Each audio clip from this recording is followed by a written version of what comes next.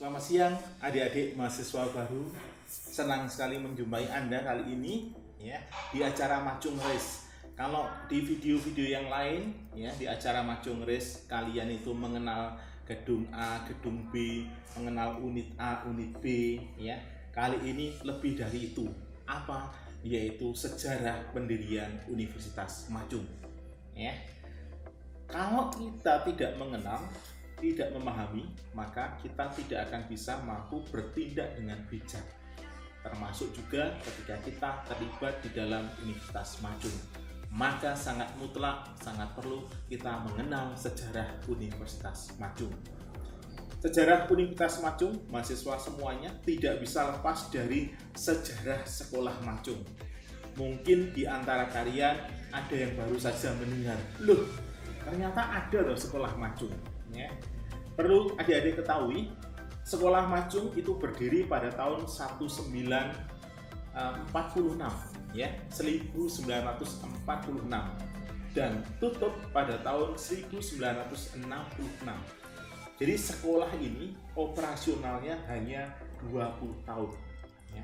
Meskipun hanya 20 tahun beroperasi, hanya 20 tahun buka, tetapi Universitas Macung ini sangat terkenal, sangat termasyhur, sangat tersohor. Ya. Bukan hanya di Kota Malang, tetapi juga tingkat nasional. Jadi konteks zaman itu sekolah ini sangat terkenal sehingga sehingga siswanya pun bukan hanya dari Malang, ada yang dari Jogja, Jakarta, Medan, kemudian di luar pulau juga ada, Papua juga ada. Ya. Saat itu tahun 1946 sampai dengan 1966 ya. Seperti yang kita ketahui, karena politik Orde Baru, maka pada tahun 1966 sekolah ini ditutup ya. Akhirnya alumninya kemana-mana berpencar sendiri-sendiri sampai suatu ketika ada kerinduan untuk berkumpul bersama ya. Dan itulah awal mula ya dari acara kumpul-kumpul alumni. Mereka punya ide untuk mendirikan Universitas Macung. Baik mahasiswa baru semua, melalui video ini, video yang tidak panjang, sangat pendek ini, kita akan mencari jawaban atas 5 pertanyaan. Pertama, seperti apa gambaran umum ya, sekolah Macung tempo dulu? Apa yang membanggakan dari sekolah ini? Sehingga alumninya itu kalau bicara Macung, mereka sangat getol sekali menceritakan, penuh semangat begitu. Yang kedua, bagaimana sejarah pendirian Universitas Macung? Yang ketiga, apa sih motivasi dari para pendiri ini mendirikan Universitas Macung? Kelima, apa harapan mereka terhadap Universitas Macung yang luar biasa ini? Dan yang terakhir adalah apa harapan pendiri untuk adik-adik mahasiswa baru sekalian ya. Kami tim pencari fakta ya, pencari cerita sudah berkeliling mewawancarai mereka dan inilah hasilnya. Maka untuk mempersingkat waktu, mari kita eksplorasi video ini. Kenapa tahun 1946? Itu kan 1 tahun setelah Indonesia merdeka. Yeah. Setelah Indonesia merdeka. Kita mengingat peristiwa November 45, totalnya perang 100 hari antara Inggris melawan rakyat Surabaya yang pro Republik Indonesia.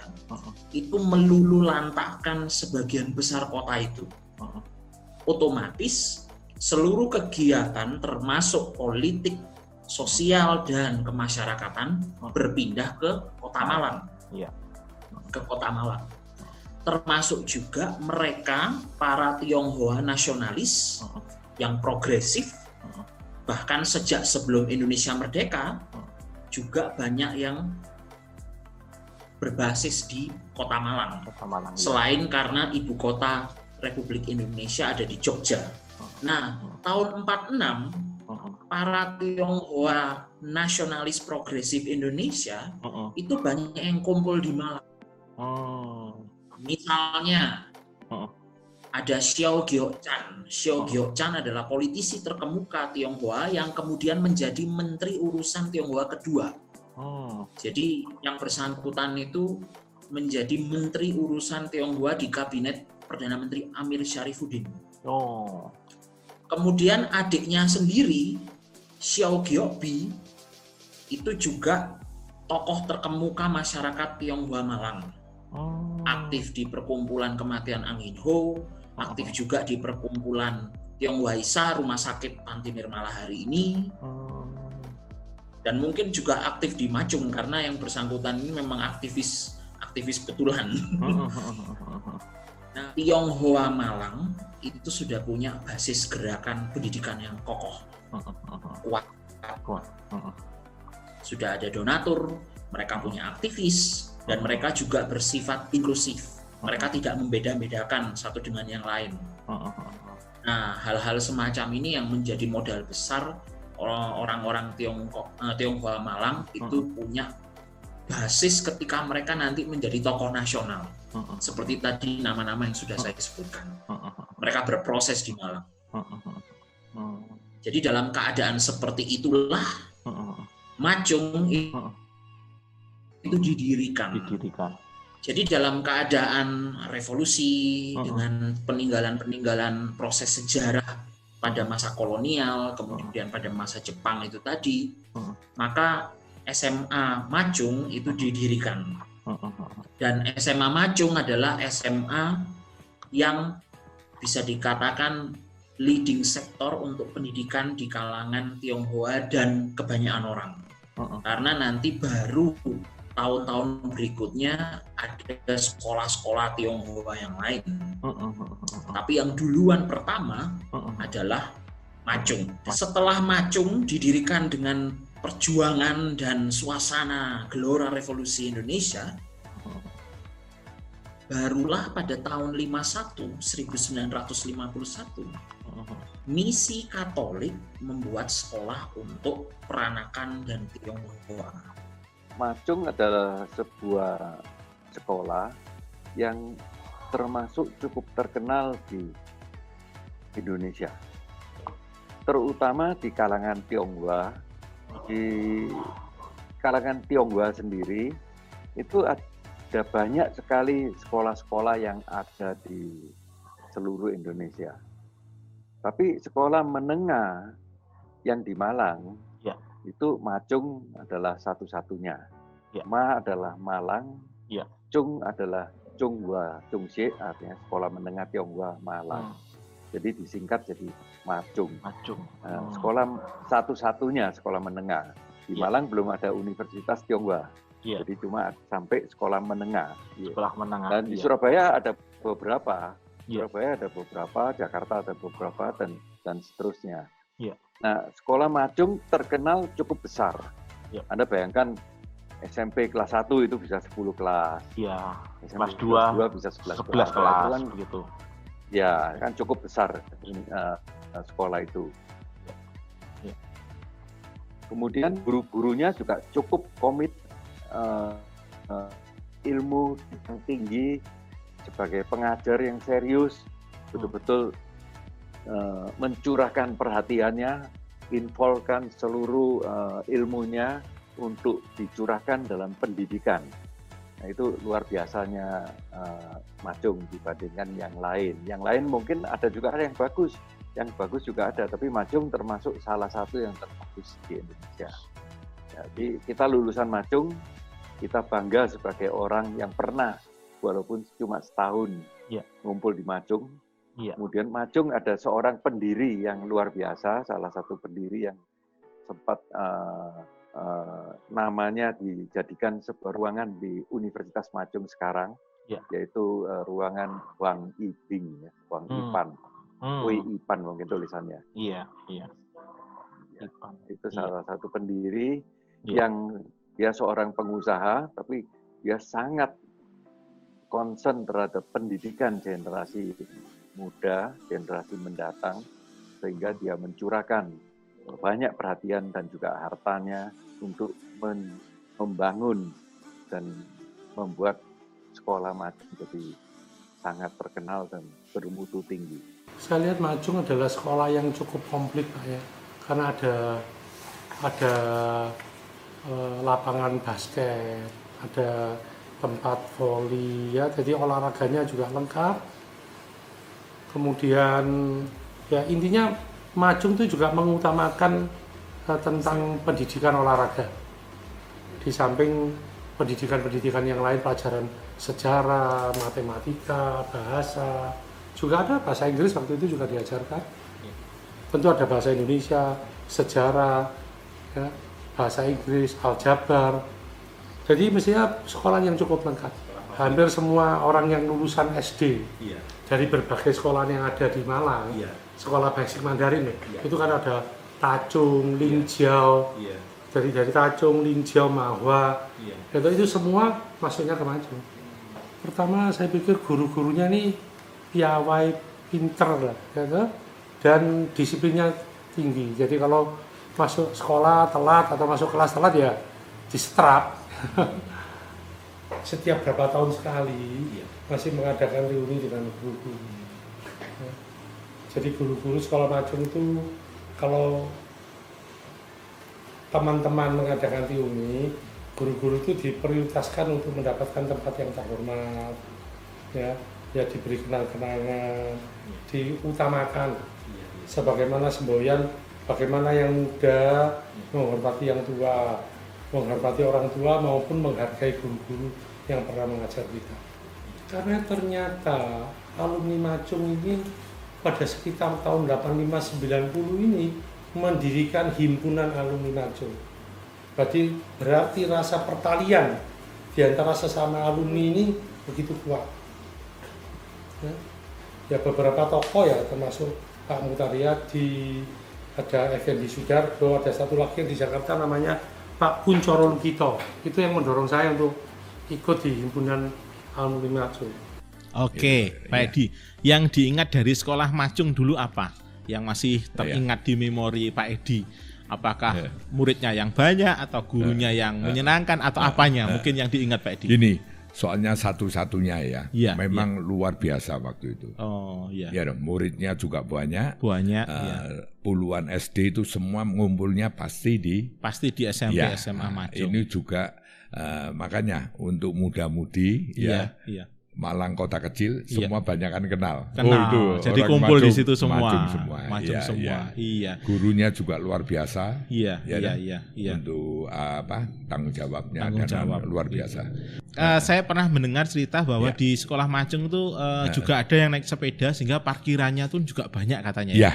Betul, ada parkiran betul, juga ya. Oh. Saya dapat dari orang tua dapat sepeda aja SMA kok.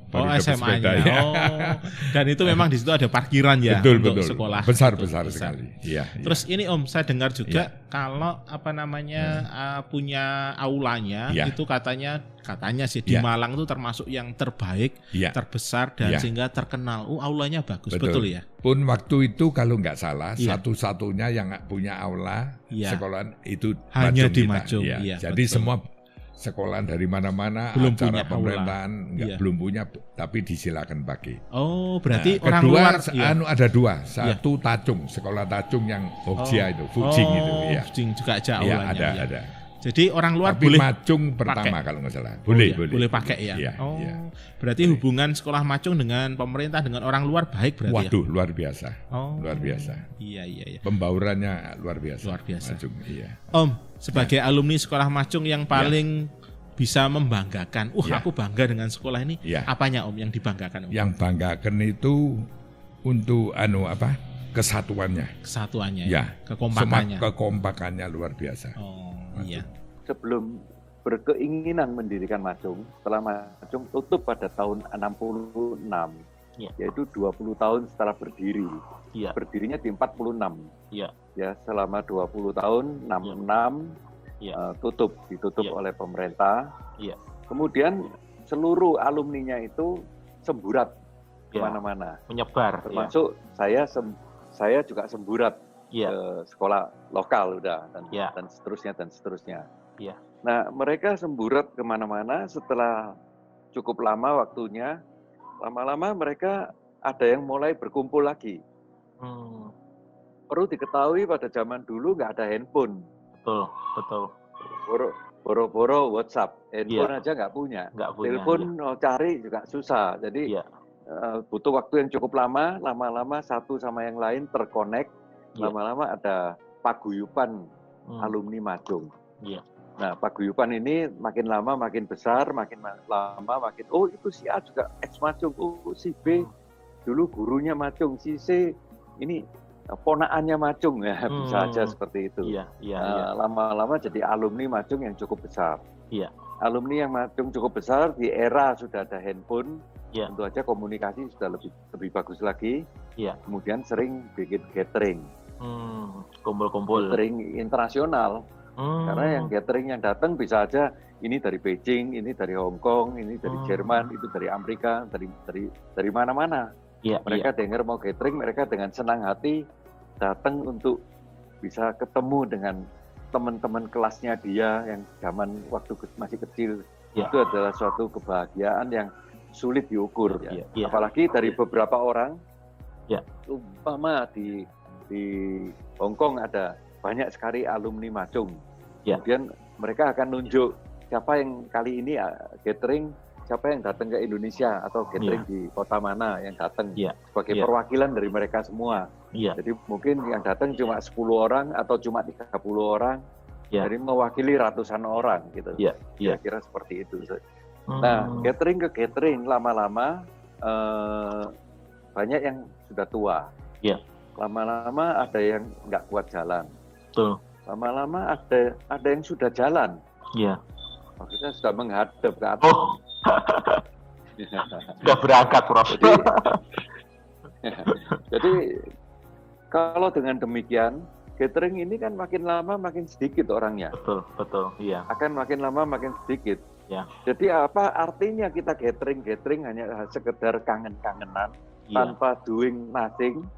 Kemudian berpikir bagaimana kalau kita meninggalkan sesuatu buat generasi mendatang sebagai kontribusi kita untuk generasi mendatang, untuk masyarakat. Kita berasal dari Malang, walaupun sekarang ke seluruh dunia, kita lakukan sesuatu. Nah, waktu itu pilihan ada beberapa, mungkin pilihan akan masuk ke dunia sosial, mungkin kita bikin panti, bikin apa gitu ya, panti jompo, panti asuhan atau apa, itu kan untuk sosial. Dunia sosial. Atau mungkin kita masuk ke dunia kesehatan masyarakat. Kita bangun klinik, kita bangun rumah sakit atau bangun apa gitu. Itu untuk kesehatan masyarakat. Atau kita masuk ke pendidikan. Dari Macung, sebuah lembaga pendidikan, balik ke pendidikan. Kita berpikir bahwa pendidikan yang baik kalau ada di Indonesia akan menjadikan banyak orang-orang pinter karena terdidik. Kalau banyak orang-orang pinter bermunculan di Indonesia, masalah kesehatan masyarakat, masalah sosial itu akan bisa diatasi. Jadi poin yang penting adalah pendidikan. The essential of untuk berkontribusi, saya kira pendidikan. Pendidikan dicari, pendidikan apa yang paling penting di Indonesia? Pendidikan tinggi, karena itu yang paling kurang, karena kita merupakan sebuah piramida ya. Kalau kita bukanlah Universitas Macung di Kota Malang, di Kota Malang.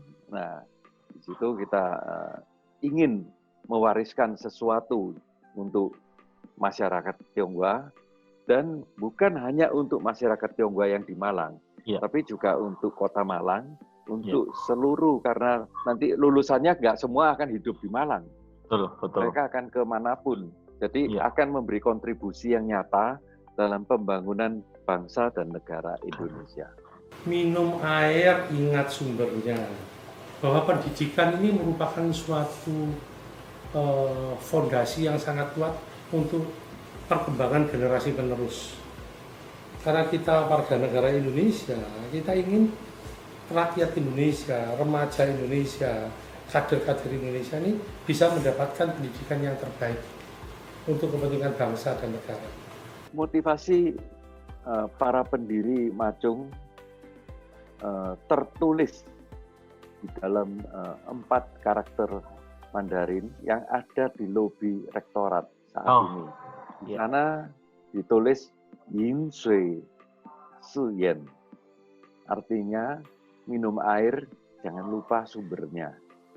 Kita pernah besar di Malang, kita pernah menimba ilmu di Malang, kita mulai perjalanan kehidupan dari Malang, kita kemudian mempunyai sukses, mencapai suksesi di Surabaya, di Jakarta, di luar negeri, atau dimanapun, atau mungkin masih di Malang dan sebagainya.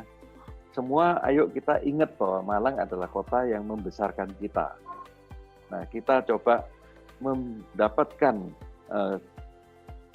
cikal bakal dari Malang, bagaimana kita ingat sumbernya, kita mendidik generasi penerus agar apa yang ingin kita laksanakan dan sudah terlaksana maupun yang tidak terlaksana, yang belum terlaksana, bisa diteruskan menjadi satu langkah yang berkesinambungan dalam membangun bangsa melalui membangun sumber daya manusia dan melalui pembangunan soft skill, karakter, dan sebagainya untuk manusia yang utuh, yang siap membawa Indonesia itu maju. Motivasinya ya untuk kesatuannya, ya waktu itu kita tujuannya untuk orang Chinese ya, orang Malang khususnya Malang, sama untuk alumni Macung. Gitu loh. Supaya turun-turunannya anak kita, bersama. Cucu kita bisa ikut ngumpul-ngumpul lihat. Sama betul. Ini ya untuk mengenang sekolah tentunya. Mengenang sekolah. Sekolah Macung. Iya. Untuk mengenang sekolah Macung. Lembaga Universitas Macung itu tentu saja diharapkan oleh para pendiri akan tumbuh menjadi sebuah universitas yang serius dalam mendidik dan membibitkan manusia-manusia yang berguna, yang positif, yang mampu memberi sumbangsi yang nyata untuk keluarganya dia sendiri, untuk komunitasnya dia sendiri, untuk Kota Malang, untuk Indonesia, dan mungkin untuk pembangunan, kemajuan, dan pencapaian masa depan yang lebih baik bagi seluruh dunia. Menuju ke sana, tentu saja Universitas Macung harus merupakan sebuah universitas yang kita inginkan mempunyai manajemen yang bagus, mempunyai dosen-dosen yang punya kemampuan untuk mentransform selain hard skill, tapi juga soft skill-nya, bagaimana cara untuk dapat mengadaptasi diri, meleburkan diri dalam pembangunan, dalam bagaimana mengembangkan pengetahuannya ke masyarakat dan memberi kontribusi yang lebih nyata untuk membangun. Bukan kita keluar kemudian berpikir bagaimana kita selanjutnya untuk cari makan supaya bisa punya duit. Itu terlalu primitif itu pemikiran itu. Ya, kita ingin Macung menghasilkan orang-orang yang hebat, dan orang-orang yang hebat akan menghasilkan, kalau mereka bergathering, akan menghasilkan sesuatu yang lebih hebat lagi daripada kita yang tua-tua yang gathering tadi. Oke. Di Xiamen.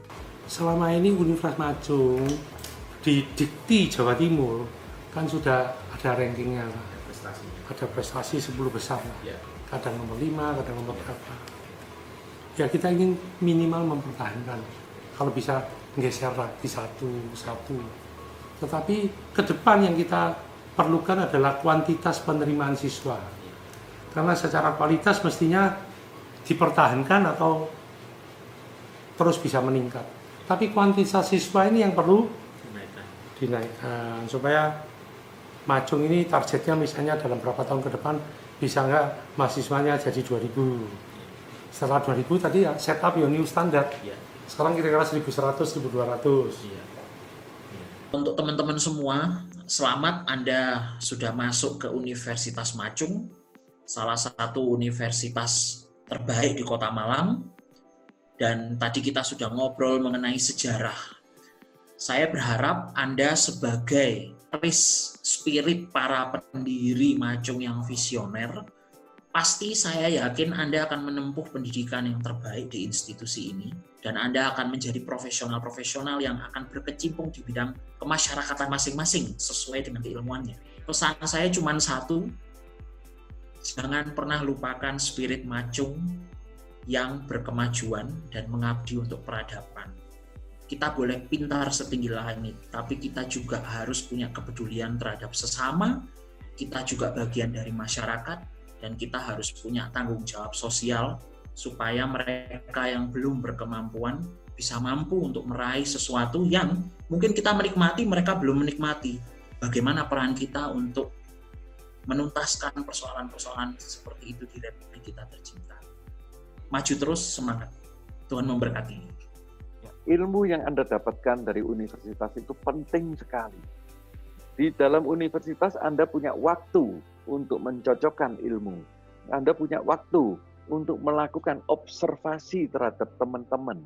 Bagaimana Anda bisa create jaringan dengan teman-teman, itu adalah kemampuan Anda nanti lulus dari universitas, bagaimana Anda bisa create jaringan untuk mempunyai bisnis, mempunyai kerjaan, dan sebagainya. Kemudian masalah yang timbul, carilah tahu di dalam kuliah Anda. Kenapa kok gini? Kenapa kok gitu? Bagaimana saya mengatasinya? Dengan demikian Anda punya waktu yang betul-betul berguna dan dipakai secara efektif, secara efisien di dalam kuliah ini. Moga-moga dengan demikian Anda akan menjadi lulusan yang baik, Anda akan kemudian jadi manusia yang berguna, yang sukses di dalam bermasyarakat. Dan jangan lupa jaga kesehatan. Belajarlah apa yang untuk kemasyarakatannya itu yang perlu diutamakan. Iya, jadi supaya lebih maju terus. Macung ini bisa maju terus dan berguna untuk masyarakat banyak. Itu harapan saya. Sebagai mahasiswa baru, saya menaruh harapan yang besar bahwa mereka benar-benar memanfaatkan waktu belajar dengan baik. Ya, mereka bagaimana fokus terhadap pelajaran sehingga mereka dalam masa beberapa tahun, apakah 3 tahun, 4 tahun itu mereka bisa mendapatkan ilmu yang sebanyak-banyaknya sehingga bekal untuk masuk ke masyarakat maupun nanti mau masuk ke S2 mereka sudah menjadi figur-figur yang mumpuni, yang mempunyai kualitas pengetahuan dan kemampuan yang bisa diandalkan. Bagaimana adik-adik mahasiswa baru sudah menyaksikan videonya? Keren kan? Ya, ceritanya menarik sekali. Ada banyak narasumber, ya, ada sejarawan juga, 2 orang yang kita wawancarai. Akhirnya kalian bisa memiliki gambaran yang utuh mengenai sejarah pendirian Universitas Macung. Terima kasih kepada seluruh narasumber yang mengizinkan untuk kita wawancarai, memberikan waktu, kesempatan untuk berbagi cerita tentang Macung kepada kami. Sekali lagi terima kasih untuk segenap narasumber. Dan untuk adik-adik mahasiswa baru, setelah melihat video ini ada tugas. Tugasnya apa? Silahkan nanti panitia akan memberitahukan ke kalian tugasnya apa. Dari kami, tim ucapkan terima kasih dan sampai jumpa.